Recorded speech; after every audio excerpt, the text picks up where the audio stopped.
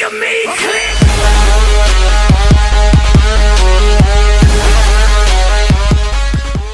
Okay fame, நம்ம வந்து பார்த்திங்கன்னா சிபிஐ 150ஓட சர்வீஸ் வீடியோ போகிறோம்னு சொல்லியிருந்தோம். ஸோ அதுக்கு தான் நம்ம போயிட்டுருக்கோம். ரொம்ப லேட் ஆகிடுச்சின்னு நினைக்கிறேன். வீடியோ சீக்கிரம் போடுறோன்னு சொல்லியிருந்தேன். வீக்ஸ்க்கு வந்து பார்த்திங்க அப்படின்னா 2 வீடியோ போடுறோன்னு சொல்லியிருந்தேன். ஸோ போட முடியல, ட்ரை பண்ணிக்கிட்டே தான் இருக்கிறேன் முடியுன்ட்டு. ஆனால் வேலை கரெக்டாகவே இருக்குது எனக்கு. ஓகே மேம், அதேமாதிரி வந்து பார்த்திங்கன்னா கொல்லிமலை வீடியோ போடும்போது என்ன ஒரு ட்விஸ்ட் ஆச்சு அப்படின்னா, காலையில் அடிவாரத்துக்கு போயிட்டோம். ஃப்ரெண்டு ஒருத்தர் வரன்னாரு, அவரும் வரல. அதுக்கப்புறமேட்டு வந்து பார்த்திங்கன்னா நம்ம மைக் இருக்குது இல்லைங்களா, மைக்கும் வந்து பார்த்திங்கன்னா என்கிட்ட ஒர்க்கே ஆகலை நமக்கு ஃபுல்லாகவே. அப்புறமேட்டு வீட்டுக்கு வந்து தான் வாய்ஸ் ஓவர் கொடுத்து போடலாம் அப்படிங்கிற மாதிரி ஐடியா வச்சுருந்தேன். சரி, அப்புறமேட்டு தான் ஒரு யோசனை வந்துச்சு, சரி ஃபோனில் ரெக்கார்டர் ஆன் பண்ணிக்கலாம், ஹெட்ஃபோன் இருக்குது, ஹெட்ஃபோனில் கனெக்ட் பண்ணிவிட்டு அப்புறமே வீட்டு என்ன எனக்கு ரொம்ப ஜாம் ஆகுது மீட்டிங் பண்ணும்போது மெர்ஜி பண்ணிக்கலாம் அப்படின்னு சொல்லிட்டு அப்படி தான் மெர்ஜி பண்ணி போட்டேன். எனக்கு என்னமோ அதில் திருப்தியாகவே இல்லை. கம்ப்ளீட்டாக அந்த வீடியோ போடும்போதே போடவே வேணாம் அப்படிங்கிற ஒரு மைண்ட் செட்லேயே தான் அதை வந்து நான் அப்லோட் பண்ணேன். ஃபஸ்ட்டு ஷெல்லு ஆயில் வாங்கணும். Okay,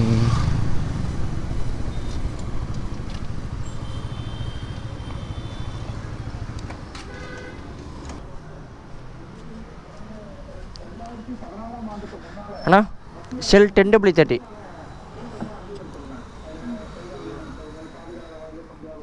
fully synthetic.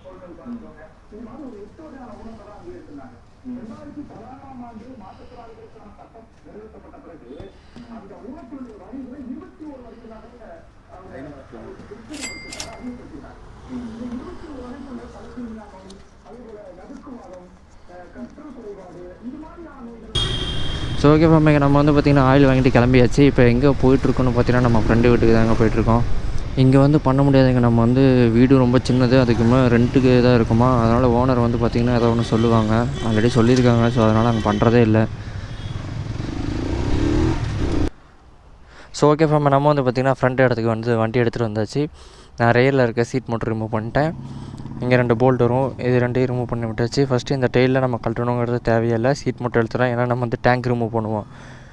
ஸோ அதனால் இந்த 10mm போல்ட்டை கழட்டுற மாதிரி இருக்கும். ஸோ கம்ப்ளீட்டாக ஃபேரிங்கை ரிமூவ் பண்ணிவிட்டு அப்படியே கண்டினியூ பண்ணலாம்.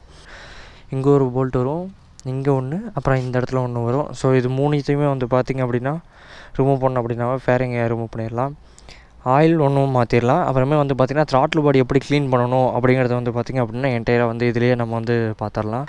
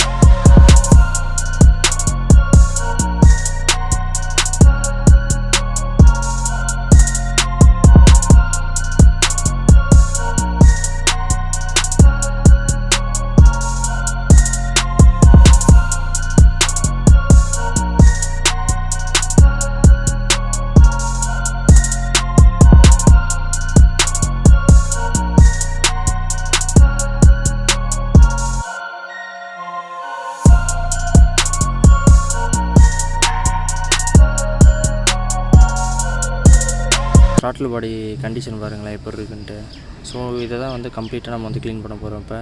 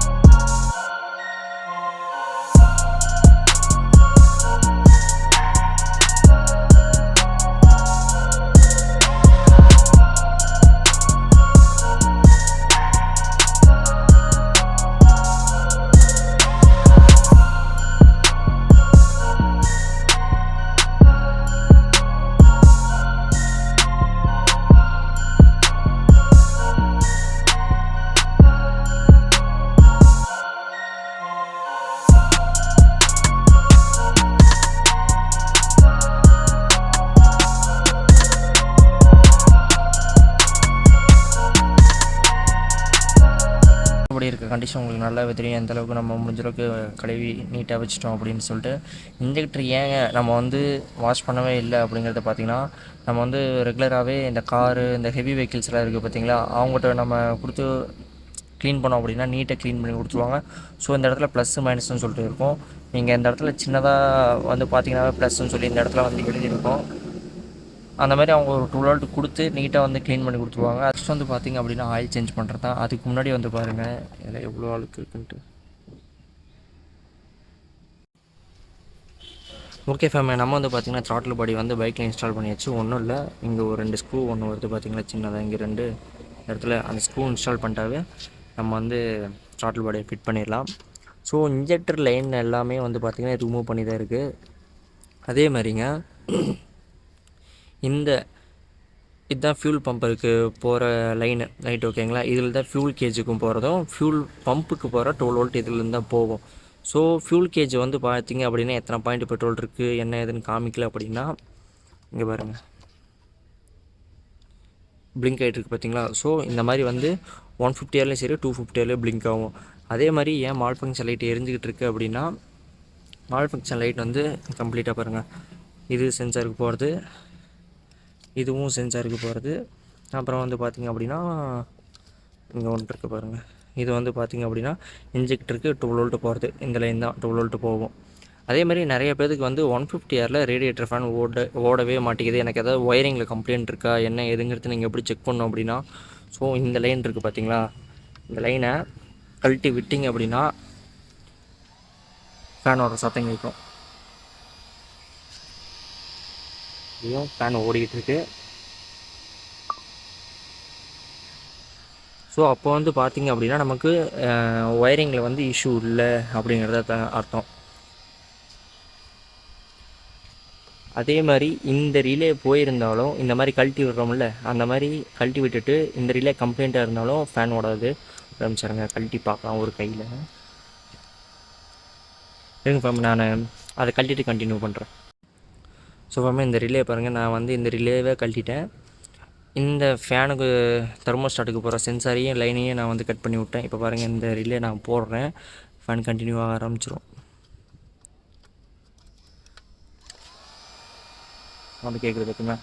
இந்த ரிலே, இந்த செகண்டாக இருக்குது பார்த்தீங்களா, இந்த ரிலே போயிருந்தாலுமே வந்து வண்டியில் ரேடியேட்டர் ஃபேன் ஓடாதுங்களா. நீங்கள் இதை கழட்டி விட்டு டேரெக்டாக ஃபேன் ஓடல அப்படின்னா செகண்டு இந்த ரிலேவை நீங்கள் செக் பண்ணணும். இதை நீங்கள் செக் பண்ணிட்டீங்கன்னாவே உங்களுக்கு கம்ப்ளீட்டாக ஒயரிங் எந்த கம்ப்ளைண்ட் இல்லை மேனுவலாக. அடுத்தது நீங்கள் செக் பண்ண வேண்டியது ஃபேனு.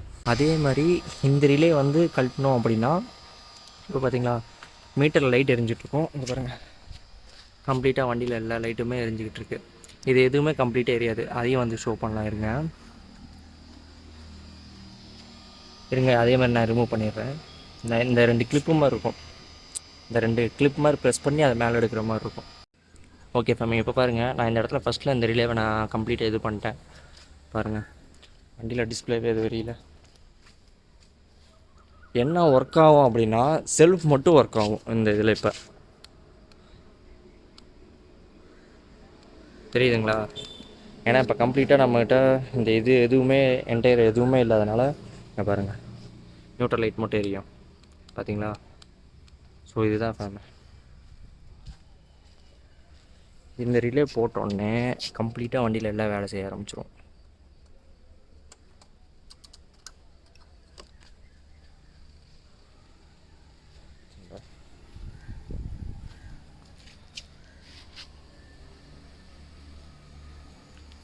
ஓகேங்களா, இப்போ புரியுதுங்களா? இந்த ரிலே வந்து கம்ப்ளீட்டாக ஒயரிங்க்கு போகிறது, அதே மாதிரி ஹெட்லைட்டுக்கு டெயில் லைட்டுக்கு எல்லாத்துக்கும் போகிறது. ரைட், ஓகேங்களா. இது வந்து பார்த்திங்க அப்படின்னா ஃபேனுக்கு போக வேண்டியது, ரேடியேட்டர் ஃபேன் இருக்கு இல்லைங்களா, அதுக்கு போகிற லைன் இது. அதே மாதிரி இன்னொரு கம்ப்ளைண்ட் ஒன்று வரும். எதுன்னா அந்த ஃபியூஸ் அது நல்லா இருந்து பாருங்கள், இந்த செகண்ட் ஃபியூஸ் இருக்குது இல்லைங்களா,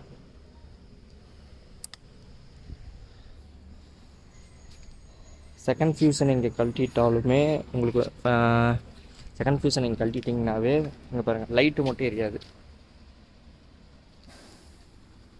சுவிட்ச் எல்லா சுவிட்சு பாருங்கள் போட்டு தான் இருக்குது. நமக்கு இன்னும் ஹை பீமே காமிக்கல பாருங்கள், ஹை பீமே காமிக்கல. So second fuse.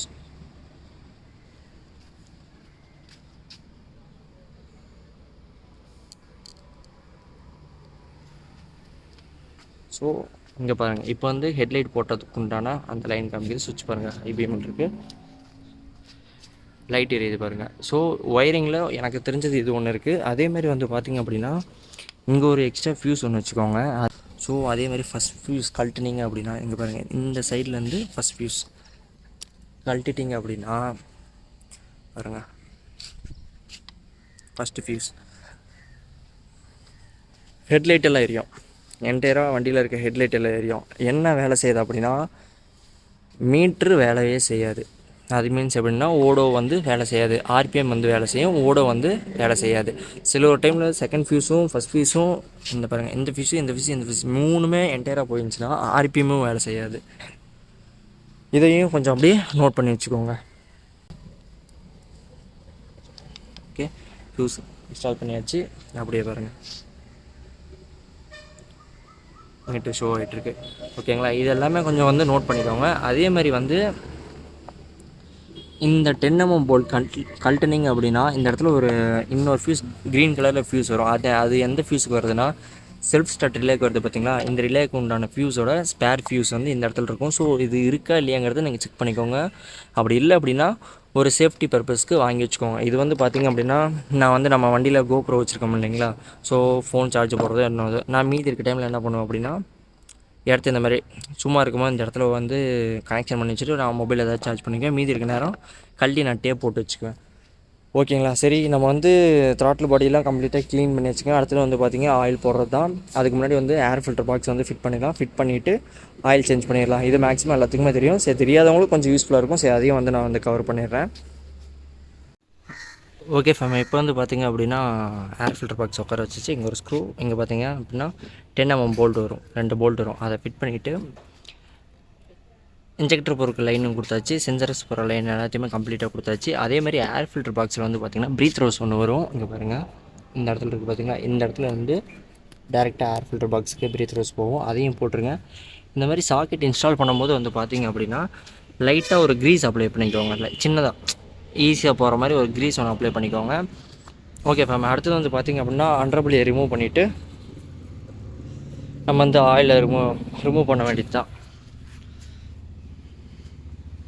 Okay fame, ஆயிலும் சேஞ்ச் பண்ணியாச்சு. அதேமாதிரி வந்து பார்த்திங்க அப்படின்னா டேங்க்கு சென்ட்ரு எதுக்கு வரதுக்கான 10 mm போல்ட் லென்த் போல்ட்டும் போட்டாச்சு. ஸோ இங்கே பாருங்கள், இன்ஜெக்டர் லைனும் கொடுத்தாச்சு. இன்ஜெக்டர் லைனை அதை வர லைன்ஸ் எல்லாத்தையும் பார்த்து கொடுத்துருங்க. ஃபியூல் ஃபில்டருக்கு வர எல்லா லைனுமே வந்து பார்த்திங்க அப்படின்னா நம்ம வந்து கொடுத்தாச்சு. ஸோ இப்போ வந்து நெக்ஸ்ட்டு வண்டி ஐடியல் 1500 2000 நமக்கு வந்து நிற்கணும். ஸோ நிற்கதாங்கிறது நம்ம வந்து செக் பண்ணிடலாம்.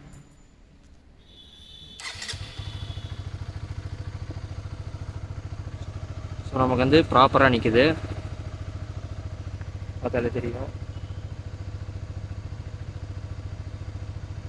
ஐடியல் ஷார்ப்பாக இருக்குது, எந்த ஒரு பிரச்சனையும் இல்லை. ஸோ ஓகே ஃபேம், இப்போ வந்து பார்த்திங்க அப்படின்னா நம்ம சைடில் இருக்க ஃபேரிங்ஸாக இருக்கட்டும், ஃபிட்டிங்ஸு, இது எல்லாமே என்டையராக வந்து பார்த்திங்க அப்படின்னா ஃபிட் பண்ணுறது தான். நான் கம்ப்ளீட்டாக இது எல்லாத்தையும் ஃபிட் பண்ணிடுறேன். ஃபிட் பண்ணி முடிச்சுட்டு உங்களுக்கு கண்டினியூ பண்ணுறேன். அதே மாதிரி ஆயில் ட்ரெயின் பண்ணும்போது வந்து பார்த்திங்கன்னா நம்ம இந்த கேத்தலிட்டிக் கன்வெர்ட்டர் இருக்குது இல்லைங்களா, லைட்டாக படும். ஸோ இன்ஜின் ஹீட் ஆச்சுன்னா மட்டும் லைட்டாக போக அந்த இடத்துலேருந்து போக வரும், அவ்வளோதான். மற்றபடியெல்லாம் ஒன்றுமே இல்லை. நெக்ஸ்ட்டு சர்வீஸில் நம்ம என்னென்ன பண்ண போகிறோம் அப்படின்னு பார்த்திங்கன்னா ஃபியூல் ஃபில்டர் சேஞ்ச் பண்ணணும், ஏர் ஃபில்டர் சேஞ்ச் பண்ணணும். அதேமாதிரி வந்து பார்த்திங்கன்னா கூலண்ட்டு ஃபில் பண்ணணும். அப்படி இல்லை அப்படின்னா ஃபுல்லாக கழட்டி விட்டு ரீஃபில் பண்ணணும். இதுதான் ஃபேம் அடுத்தது. இது எல்லாத்தையுமே நம்ம வந்து கம்ப்ளீட்டாக அடுத்த வீடியோவில் நம்ம வந்து கவர் பண்ணிடலாம். ஸோ இப்போ இருக்கிறத வந்து பார்த்திங்க அப்படின்னா கம்ப்ளீட்டாக முடிச்சிடலாம்.